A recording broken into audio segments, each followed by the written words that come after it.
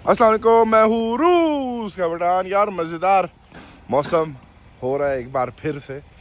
मेरी वीडियोस में हमेशा आप लोग देखते होंगे कि भाई मज़ेदार मौसम हो रहा है। सुबह से जो है अभी मेरे ख्याल घंटा पहले बर्फ़ शुरू हुई है।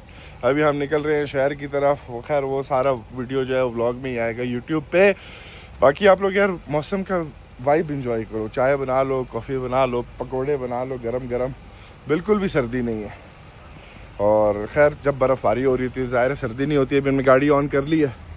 अभी हम निकलेंगे आहिस्ता आहिस्ता से, जाएंगे शहर की तरफ। देखते हैं शहर का क्या सीन है, क्या रूटीन है।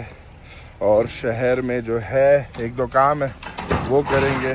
फिर वो सारी चीज़ें जो है यूट्यूब पे ही आएंगी। अंदर देखो, जल्दी से सारा जो है बर्फ़ ने हर चीज़ को फिर एक दफ़ा जो है अपने लपेट में जो है वो ले लिया है।